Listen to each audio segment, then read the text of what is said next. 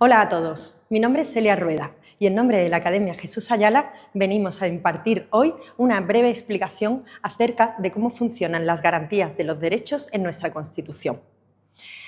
Solamente con hacer una primera aproximación al temario, cualquiera de vosotros puede descubrir al leer la estructura de la Constitución que existen distintas clasificaciones cuando hablamos de los derechos. Si vosotros buceáis en el capítulo segundo del título primero de la Constitución, vais a descubrir cómo una de las secciones recibe el nombre de Derechos Fundamentales y Libertades Públicas.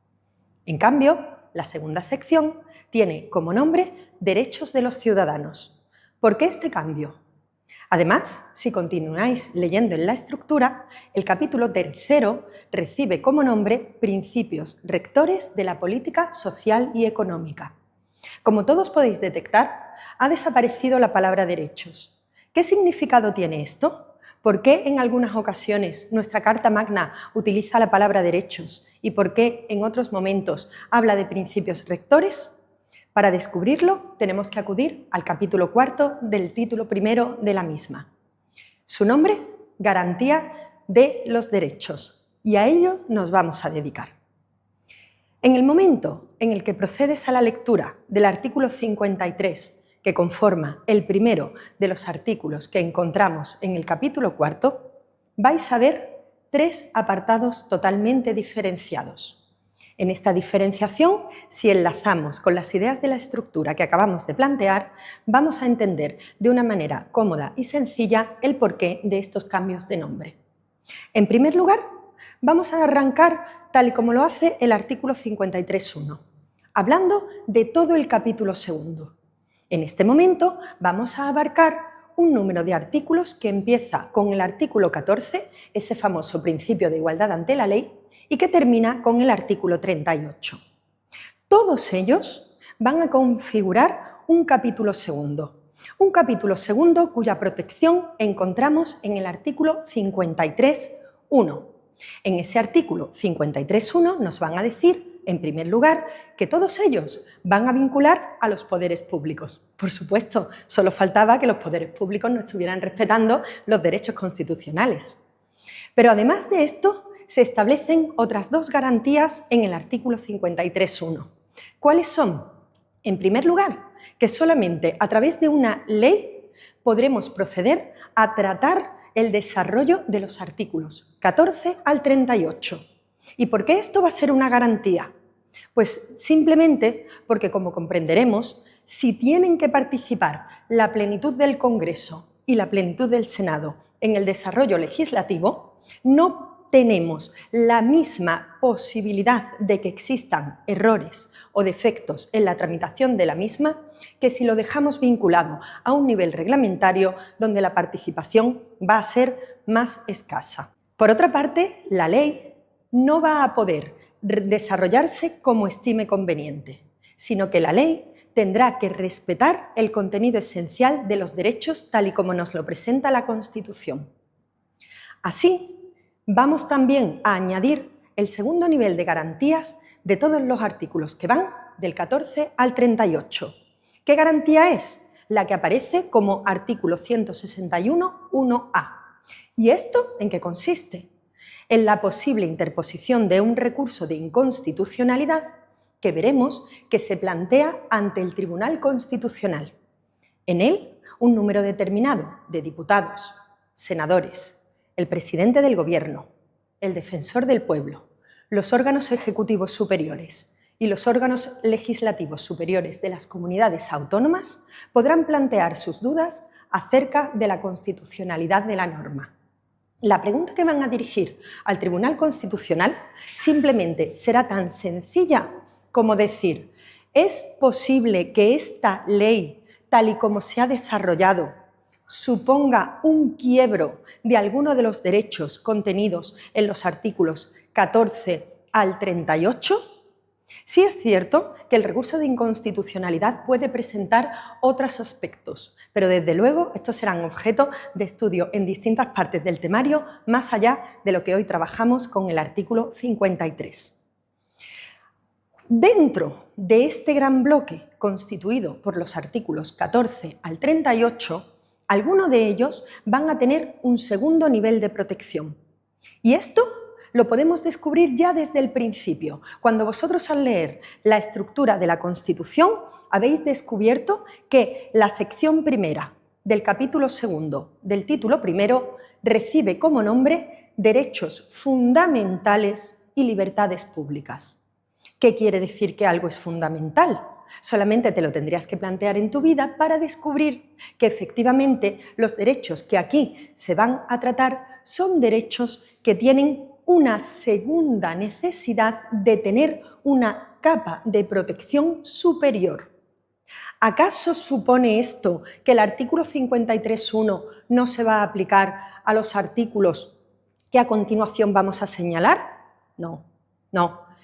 A los artículos que se comprenden en el número 14, 15 al 29, vamos a ponerles un segundo nivel de protección que no hace desaparecer la protección del 53.1, sino que se añade a lo anterior.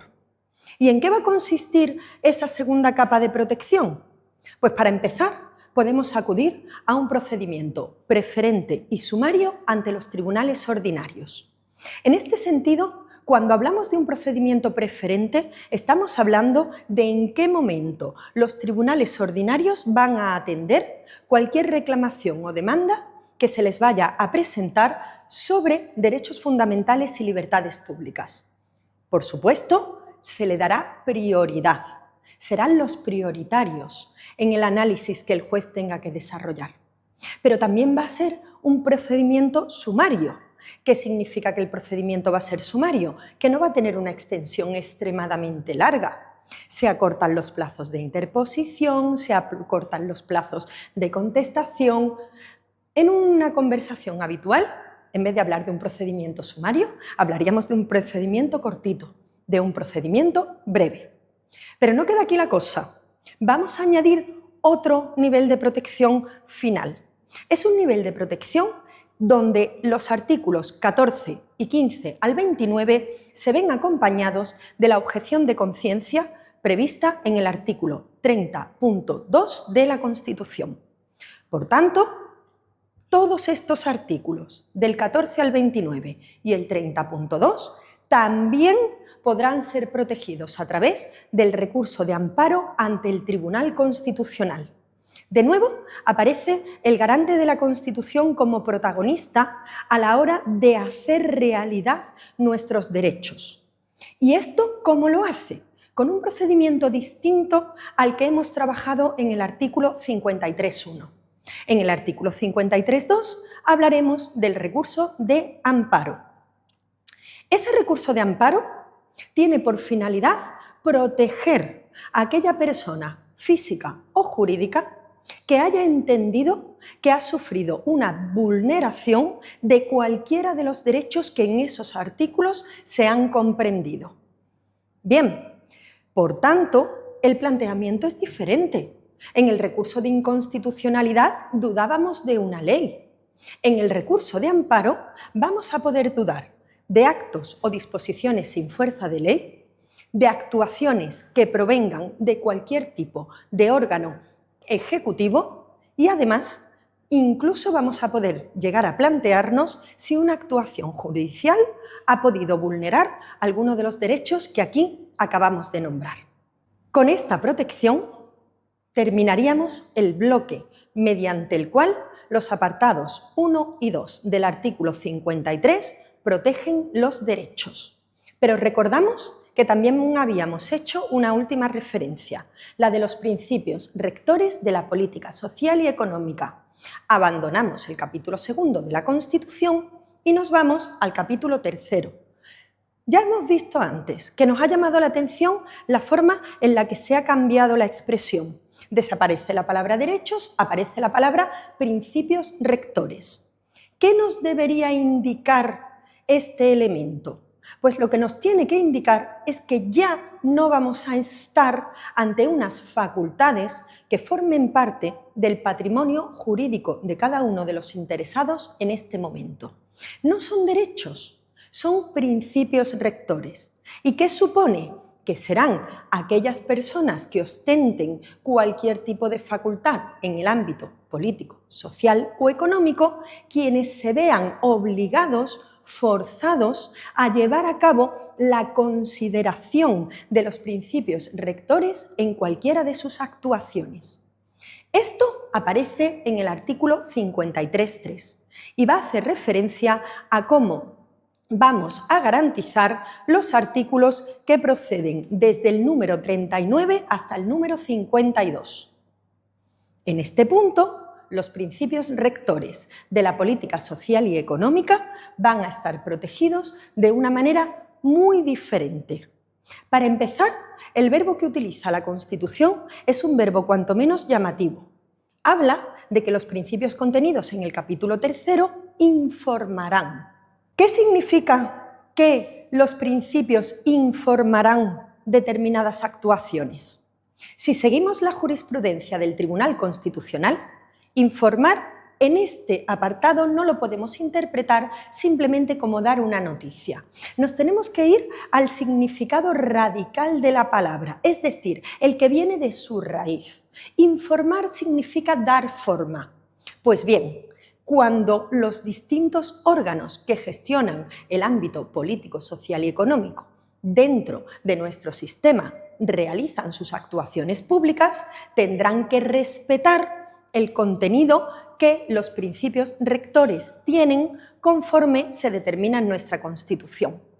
Y aquí, ¿cuáles son los tres aspectos en los que se refleja? En primer lugar, habla el artículo 53.3 de que los principios rectores de la política social y económica informarán la legislación positiva. ¿A qué se refiere? Legislación positiva no tiene que ver con el hecho de que la legislación sea favorable o desfavorable para los interesados. Aquí vamos a hablar de derecho positivo, de legislación escrita. Nuestros legisladores, cuando vayan a desarrollar ese trabajo que les configura, tendrán que respetar los principios rectores de la política social y económica. En segundo lugar, el artículo 53.3 también obliga a los órganos judiciales. La práctica judicial tiene que estar presidida por los principios rectores de la política social y económica, pero es que la actuación en general de cualquier poder público también tendrán que llevar a cabo este respeto. ¿Qué supone para los ciudadanos la protección referida a los principios rectores de la política social y económica? Lo cierto es que la Constitución solo dice que podrán ser alegados ante la jurisdicción ordinaria de acuerdo con lo que dispongan las leyes que los desarrollen. Por tanto, en el apartado relativo al capítulo 3, los interesados tendrán que esperar a que las normas con rango de ley desarrollen los elementos recogidos en la Constitución para hacer efectivas las reclamaciones o demandas que quieran presentar ante los tribunales. Las garantías previstas en el capítulo 4 no terminan con el desarrollo del artículo 53. Nos vamos a encontrar un artículo más, el artículo 54, donde aparece la figura del defensor del pueblo, alto comisionado de las Cortes Generales para la defensa de los derechos contenidos en el título primero de la Constitución. Esta es una figura importada a nuestro país fundamentalmente a través de las constituciones nórdicas. En esta figura añadimos un elemento más para la garantía de cualquier ciudadano, y es que vamos a tener una autoridad que ejerce sus funciones con amplias capacidades, con un gran nivel de autonomía y de independencia que le va a permitir supervisar la actividad de las administraciones públicas. Y este trabajo de supervisar estas actividades, ¿dónde lo vamos a encontrar reflejado? A través de los informes que, bien con periodicidad anual o bien cuando el defensor del pueblo lo estime oportuno en virtud de la gravedad de los hechos, podrán presentarse ante las Cortes Generales. Además, el defensor del pueblo también podrá plantear sugerencias o podrá establecer cuál prevé él, que es el margen de mejora que tiene cada administración de cara al ciudadano.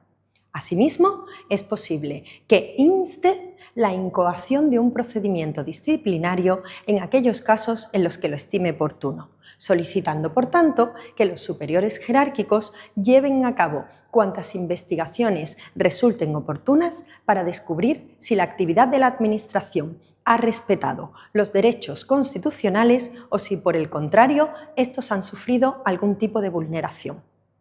Con esto terminamos con las garantías previstas en el capítulo 4 del título primero de la Constitución.